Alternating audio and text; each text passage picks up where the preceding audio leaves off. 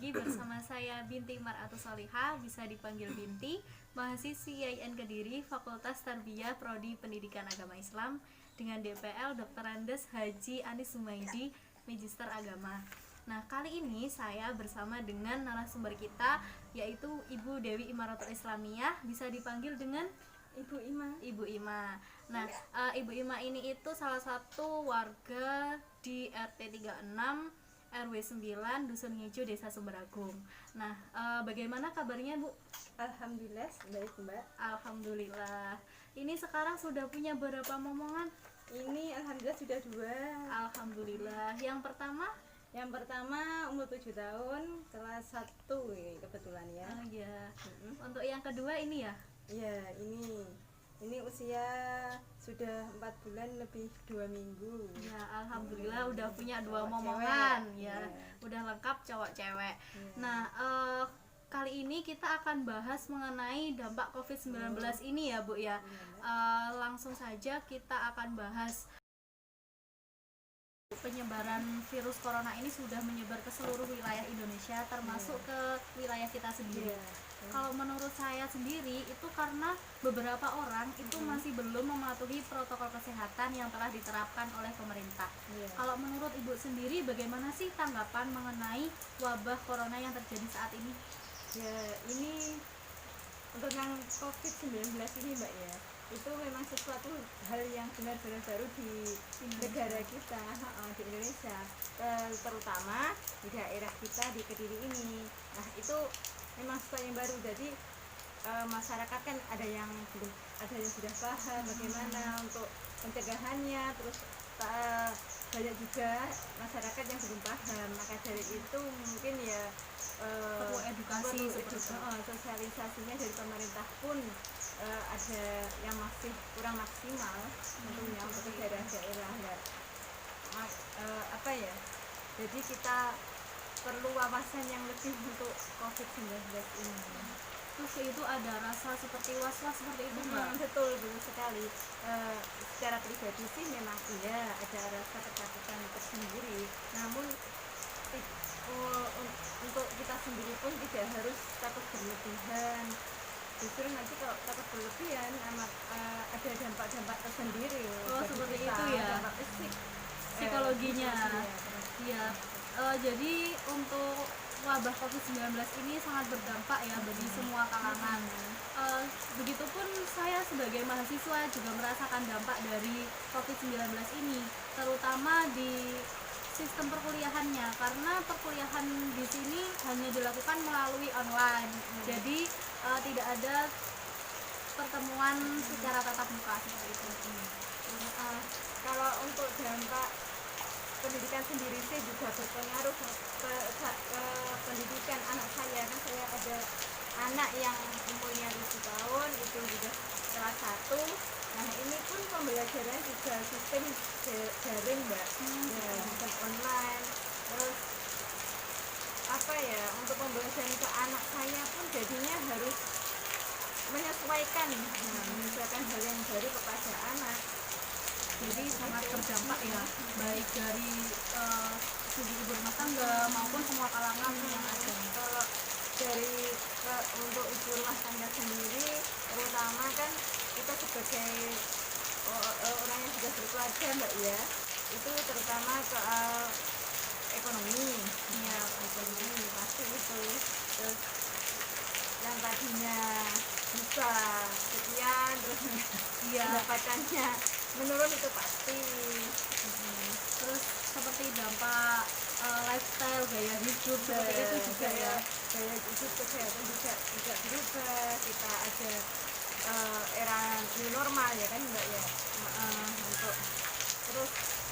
Untuk kegiatan di luar rumah pun juga menjadi terbatas. Seperti belanja kita harus jaga jarak, terus pakai masker, demikian.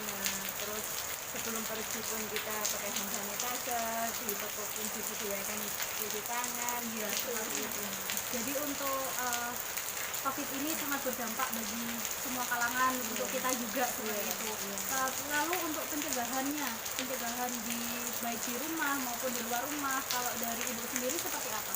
Kalau untuk di dalam rumah sih lebih kita menjaga kebersihan terutama itu penting Mbak ya.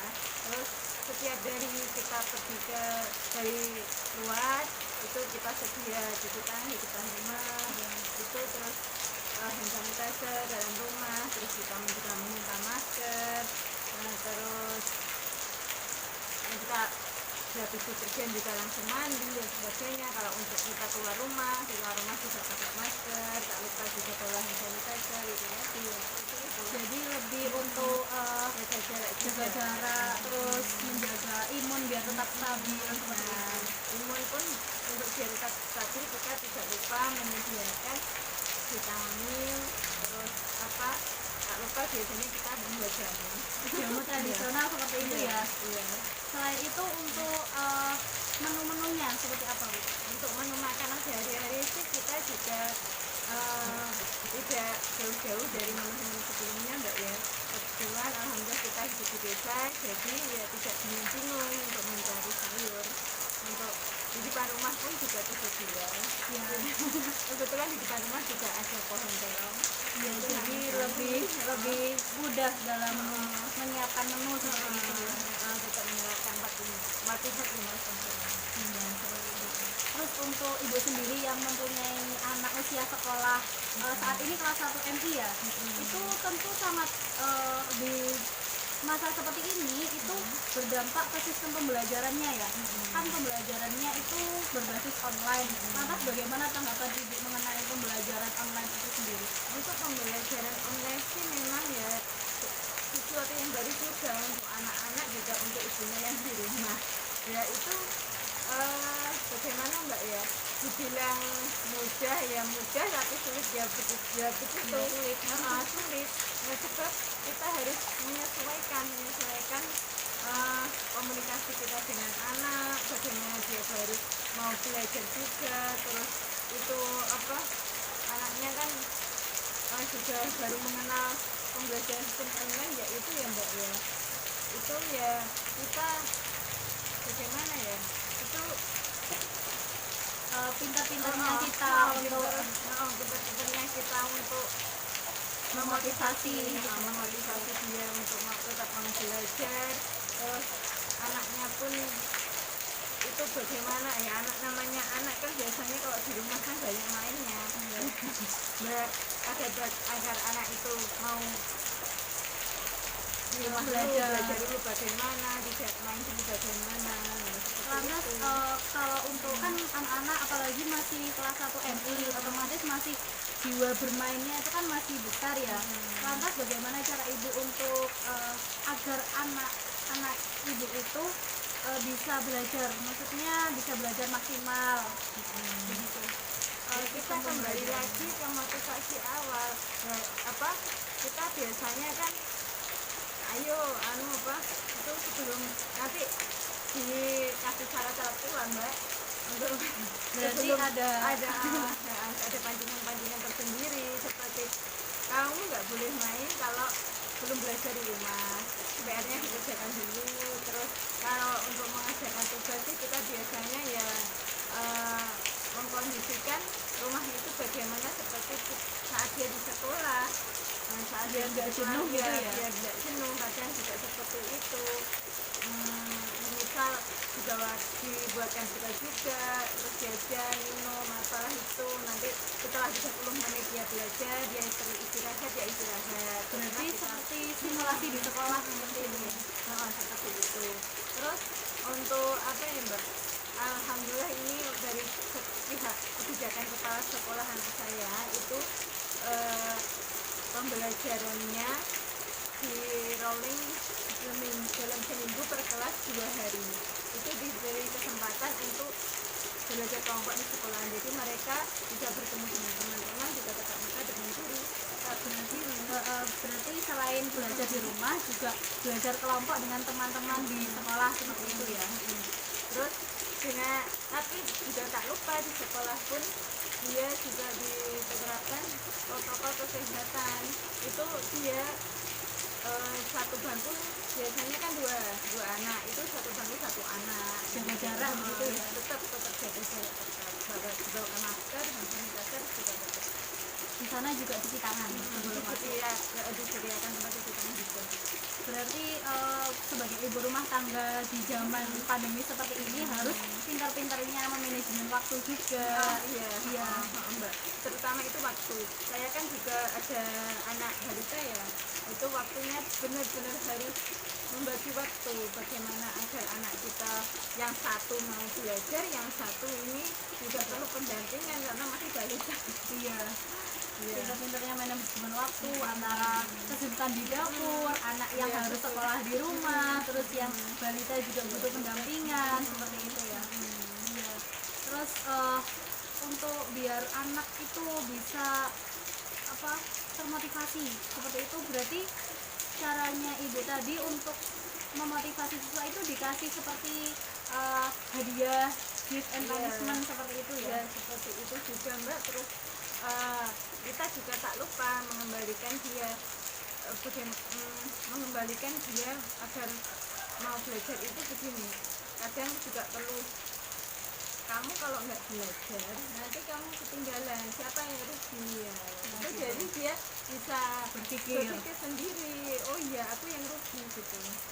Ya, terus untuk kan di masa seperti ini ya, otomatis anak-anak itu kalau di rumah kan juga punya teman, otomatis bermain juga. Nah, dari ibu sendiri bagaimana sih caranya biar menerapkan disiplin buat menerapkan hidup sehat di rumah selama masa pandemi seperti ini?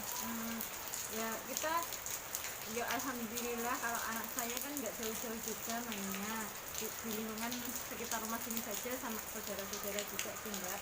Maka dari ya kita tidak lupa kalau dia setelah bermain dia cuci tangan dulu sebelum masuk rumah, minimal seperti itulah. Terus ya itu untuk menghilangkan kejenuhannya, memang dia memang perlu bermain juga. Ya kita pun juga Harus menyadari gitu ya. hal itu. Kita kan juga masa pandemi ini tidak bisa lah kita liburan jauh-jauh dari rumah, itu juga tidak bisa, harus sangat-sangat dibatasi, betul dibatasi keluar rumah.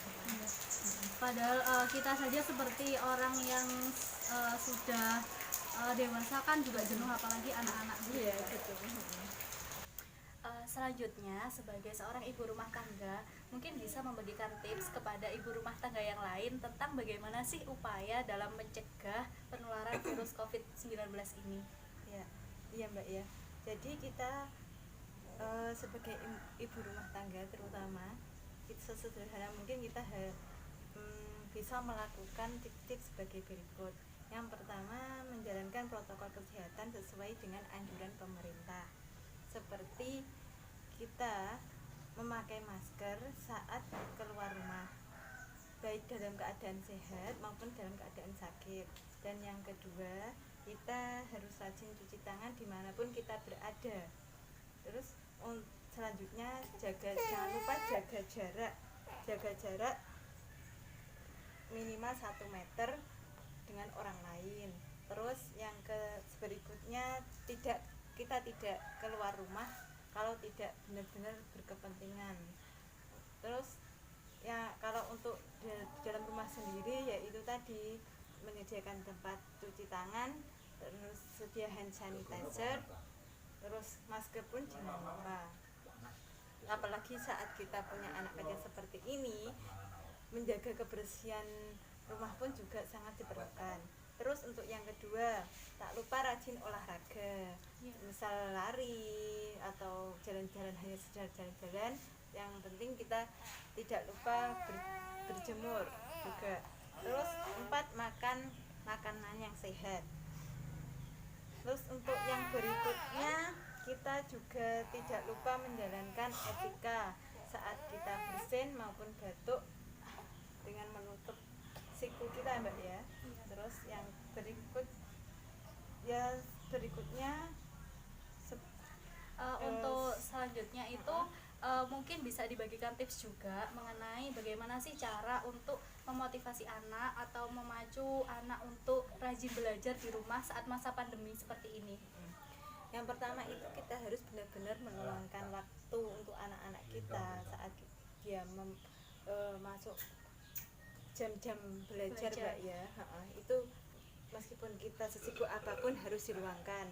Terus yang kedua, kita juga harus melibatkan diri dalam pembelajaran tersebut, seperti kita menyiapkan peralatan mereka saat belajar, terus seperti juga kita memberikan contoh ketika ada materi yang masuk. Sekarang online ya Mbak ya, ketika pelajaran masuk secara online, kita kadang juga harus itu menyalin materi yang diberikan di dalam HP biar anak tidak terlalu cenderung melihat HP. Terus kita menulis, nah itu termasuk itu juga. Terus yang berikutnya selalu memotivasi anak bagaimana dia biar bisa terpacu untuk senantiasa belajar itu ya. Betul. Jadi ya mungkin itu saja untuk ngobrol santai kita pada hari ini. Terima kasih atas waktunya. Nah, sebagai seorang ibu rumah tangga, sebaiknya lebih bijak dalam memanajemen waktu antara kebutuhan rumah tangga dan dengan bimbingan kepada anak yang masih sekolah, seperti itu. Semoga wabah COVID-19 ini segera berlalu dan kita bisa menjalankan aktivitas seperti sebelumnya. Amin. Nah, semoga video ini bermanfaat. Jangan lupa subscribe, like, dan share ya. Terima kasih atas waktu yang telah diberikan oleh narasumber. Kurang lebihnya mohon maaf. Wassalamualaikum warahmatullahi wabarakatuh.